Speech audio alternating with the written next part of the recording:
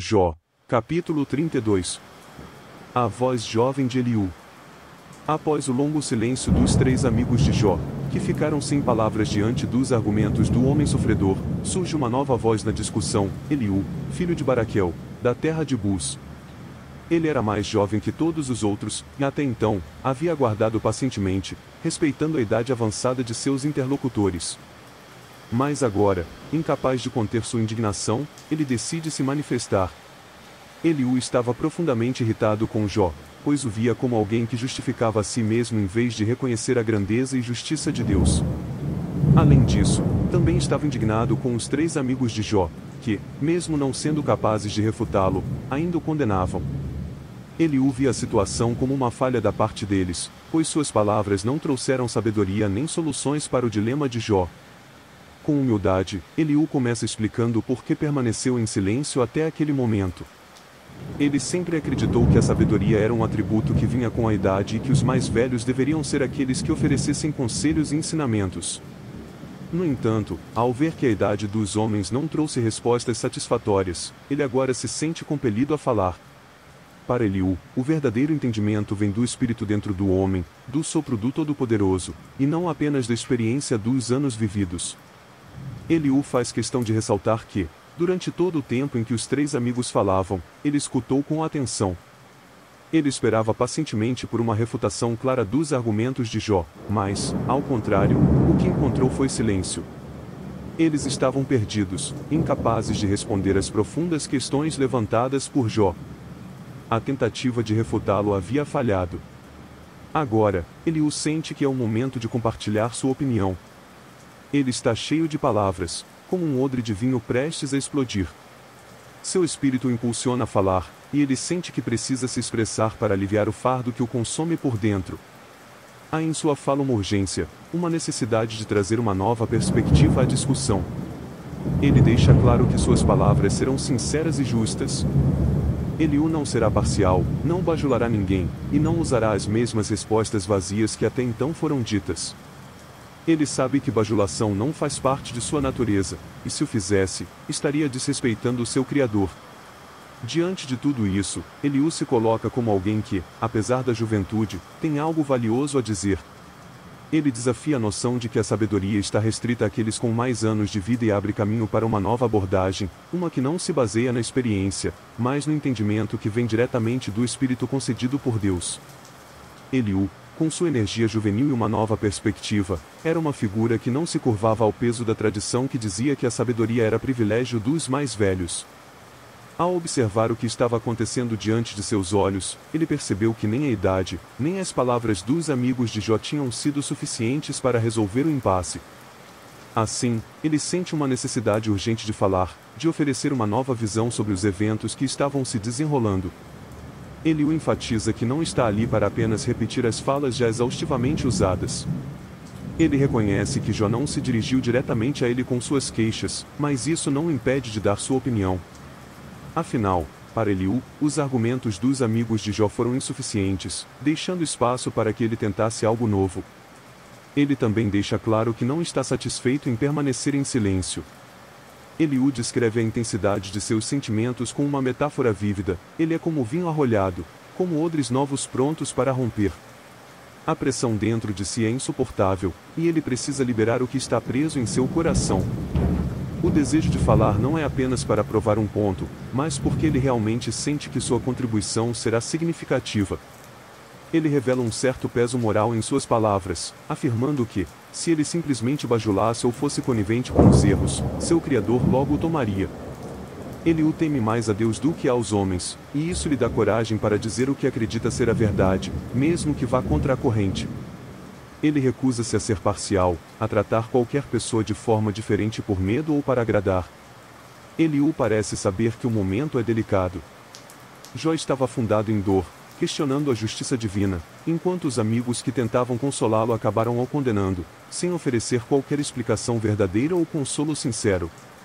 Agora, Eliú se levanta como uma nova voz, alguém que, mesmo jovem, carrega a ousadia e o fervor de quem acredita ter algo revelador a dizer.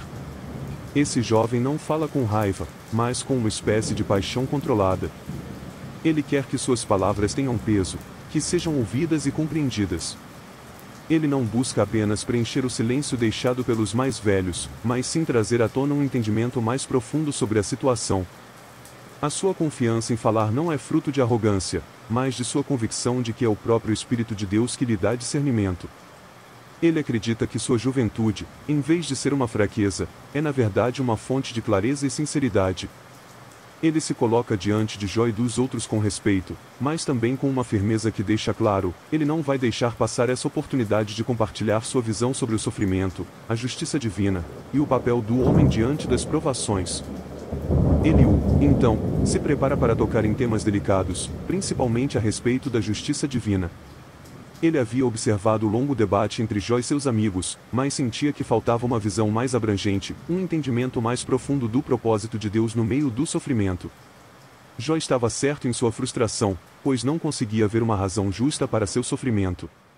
E os amigos de Jó, ao invés de oferecerem consolo, tentaram convencer Jó de que ele devia ter cometido algum pecado oculto para merecer tal castigo.